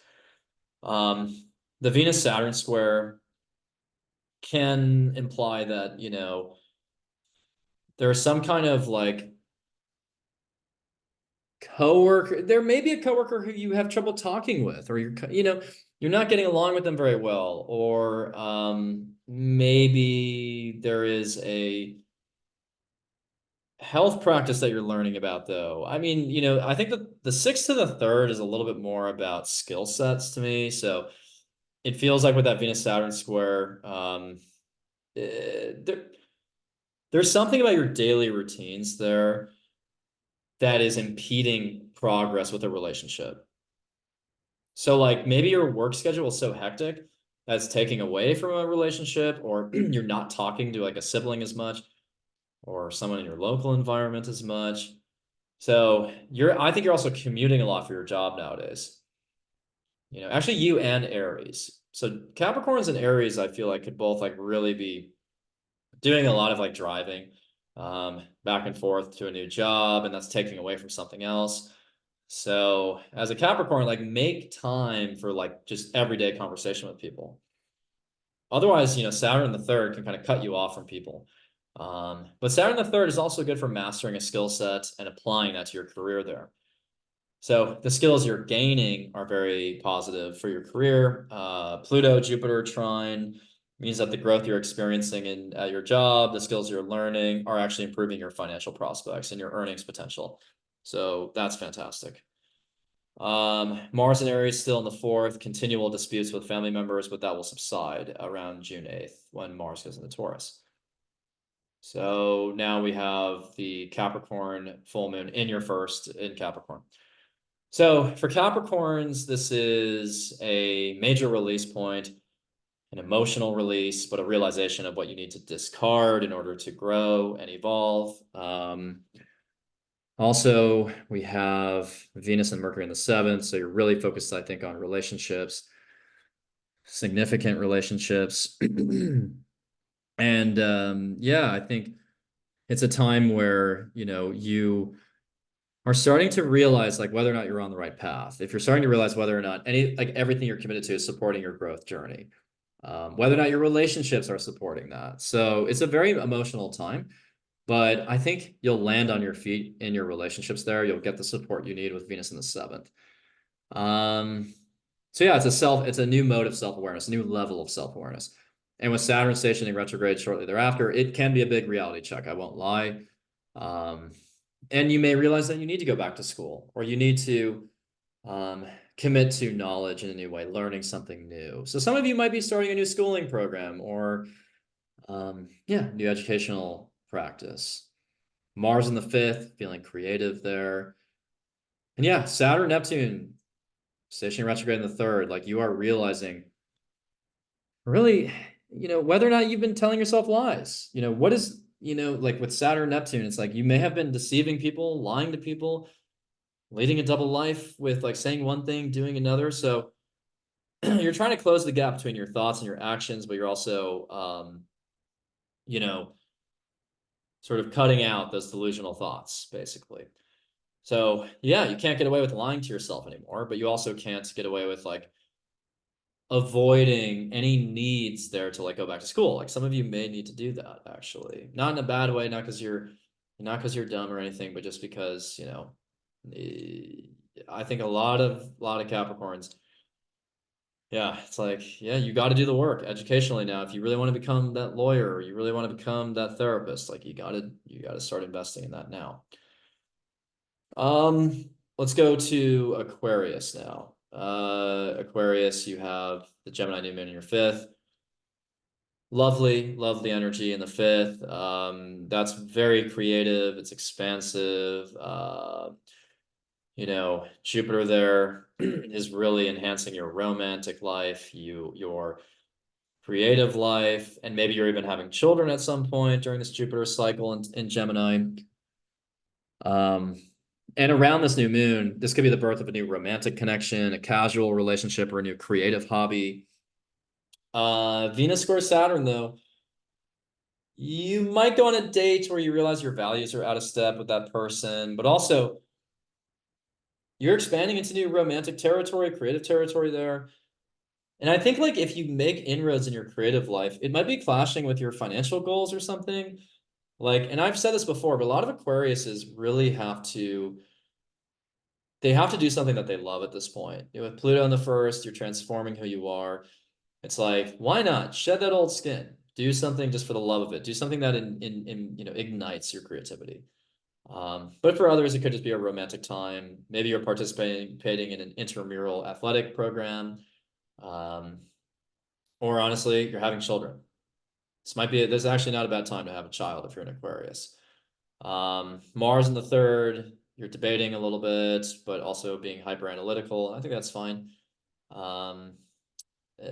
Jupiter trine Pluto, the growth you're experiencing in your romantic and creative life is supporting your transformation journey. So isn't that beautiful? Now let's talk about the Capricorn full moon. So the Capricorn full moon is occupying, hang on. Capricorn full moon for Aquarius is in your 12th house. So the 12th house of dreams, spirituality, endings, letting go. That will be a kind of an emotional full moon though. I'm not, I think you have one of the tougher Capricorn full moons because that's going to show you,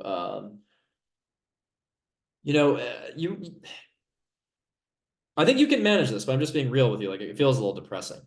Like maybe you're realizing that you still have to work on some of your mental well-being, mental health. And I don't think, I'm not judging that. I think that just can be, obviously a little bit of a sobering moment. And if you have any toxic habits or addictions, you're going to want to try to at least purge them. I know that can be difficult, of course, but really trying to focus on your health there. Venus in the sixth, you are trying to become healthier. You are trying to balance out your daily routines. Mars in the fourth, maybe some disputes there within the family. And Saturn stationing retrograde, Neptune stationing retrograde is a reality check to me on your financial goals, your values, and yeah, with that 12th house full moon, just like, try to avoid feeling overwhelmed there, but also like just process these emotions because, maybe this is like a really sobering moment and it's going to help you out to change your lifestyle, change your habits, change maybe even your spiritual beliefs. Maybe you'll harness a stronger connection with the spirit realm. And in the wake of that, maybe you'll put yourself on a better financial track, or you'll stop spending money on things that are damaging to your body or your health. Also, you might awaken a little bit to financial deception there with Neptune and Saturn's retrograding in the second. But overall, I think that's mostly a full moon where your dreams are very powerful, actually. And so for a lot of you, you might just say, well, Evan, I actually just had spiritual visions that night.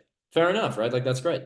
So it doesn't have to be daunting, but I just want to call out some of those darker meanings just to give you a holistic perspective. So now let's talk about Pisces here. So Pisces, you will have the Gemini new moon in your 4th house, but let me adjust the rising sign. So yeah, the 4th house, Gemini, a new home, maybe moving, traveling to a new place, initiating a new home project, initiating a new dynamic within your family, balancing out relationships within your family, creating a home environment that supports and facilitates learning, even. With Venus square Saturn in the first, maybe some travel opportunity or opportunity to move is clashing with career commitments that you've made. Potentially you are feeling like you have to cut off a relationship because of a career commitment or because they don't get along with your family or something. But also you could be forming a business relationship. Like you could be going into business together with someone in your family. I mean, who knows? And also your home could be a place where you're, creating more content, social media content, or writing more. Your home could be a place of writing. Mars in the second, you're still motivated to make more money, but you may be overly motivated and attaching too much of your ego to your earnings, but I think that'll subside shortly thereafter. Jupiter trine Pluto, the growth you're experiencing in your family, the perspectives you're gaining on your family, within your family, are supporting your spiritual transformation somehow. Or your spiritual transformation is Then the reverse, allowing you to relate to your family better. Maybe you're investing in property there with Jupiter. Maybe you're selling property. I mean, it's not a bad time as a Pisces to sell or buy property. Um, and others could actually start to enjoy their role as a parent a little bit more, as a caregiver. So relationships within family and property are really they have a lot of momentum there.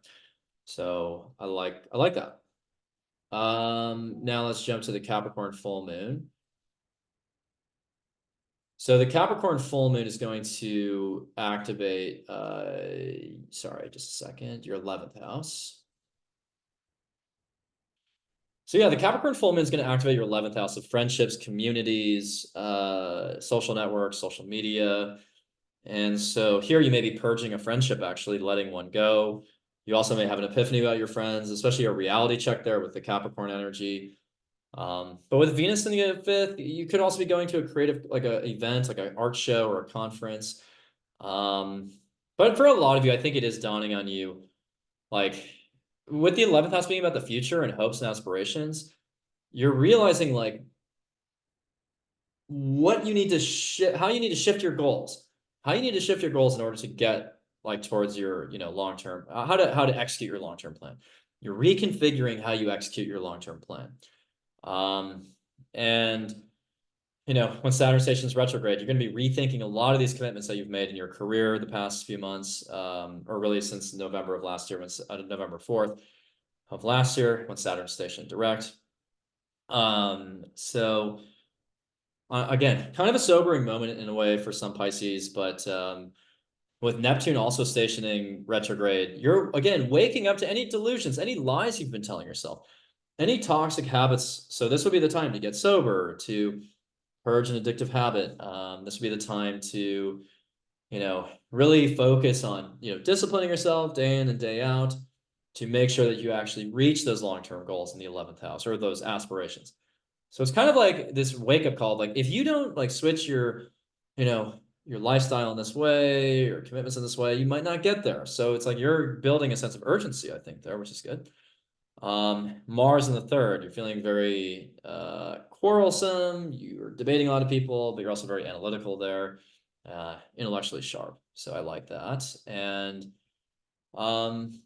yeah, so for Pisces, you're busting down any myths there about yourself, and you're really striving for a realistic, sustainable, and still satisfying future. So I know I covered a lot of ground tonight and today, or whatever time it is when you're watching this. But what were the highlights of June? So overall, June is an intellectually expansive month, a more socially connected month, a faster paced month, a busier month, and it's a month in which you are actually embracing both the ideas and opinions you currently espouse and the opposites. You're starting to engage with both hemispheres, also like intellectual and analytical, or sorry, intuitive. And June is fantastic for marketing, advertising, pitching yourself, writing, communicating, launching a communication project, traveling locally, getting to know the neighborhood, building more social connections. Just being mindful of how in middle of June, there could be some really deceptive relationship conversations. People are distorting the truth. There could be like a smear campaign against somebody. And then June 9th, there's those potentials for financial disputes. And also at the end of the month, there is that big reality check when Saturn and Neptune station retrograde, basically at the same time as a Capricorn full moon or shortly thereafter. So we are all realizing the adjustments we have to make in order to execute our plans and to make sure that our plans come to fruition. So this month is the end of toxic positivity. It's like the end of any, again, false narratives you're telling yourself or false idol worship. You are getting Gemini and you're like, well, let's actually explore the facts behind this. And then counter that with what's going on in Pisces and be like, no. I'm going to like breathe some facts into these delusions here and end those delusions. So overall, I think it's a really exciting month. And you are going to be learning so much so quickly it is going to be this deluge of information and information overload, but I think you'll enjoy it. Just learn to love it, because the past few years, life has been so slow in a lot of ways, right? With the Saturn-Pluto conjunction in Capricorn and everything that happened in 2020, the stagnation that we experienced of, being confined. And so now it's like we're breaking that up a little bit. We're like, hey, like, did you think that that was like this too? Or did you notice that also? So it's a really, I think, again, expansive time. And a lot of different things are going to pique your intellectual curiosity. So again, read, write, learn, brainstorm, collaborate, communicate, connect, call, voicemail, text, email, all these things. It's a really pivotal time. And I think that with the Jupiter-Pluto trine, we can all kind of come together to come up with new ways, new theories, new frameworks that support a society where, where the individual has a little bit more power and autonomy. So also, with AI, there will be some advances there, maybe some scary ones, and advances in communications technology. Also, if you want a reading with me, I have less than 15 readings remaining in 2024.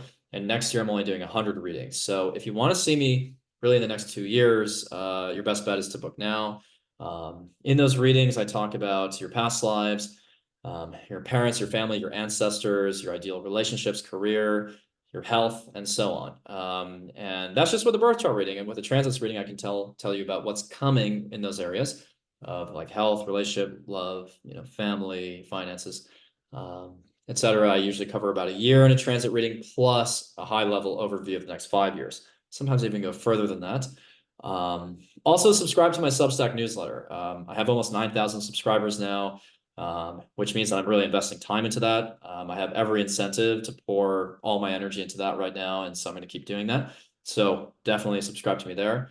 And if you subscribe to my newsletter, you get 30% off everything on my website, except for the readings, but my courses and videos are 30% off. Yeah, I have some other exciting announcements coming in accordance with the Gemini new moon, which I won't announce now, but you'll see it soon. So anyways, I really appreciate your support. Please subscribe to my YouTube channel. I love doing these monthlies, and I look forward to doing another soon. So thank you so much, and take care.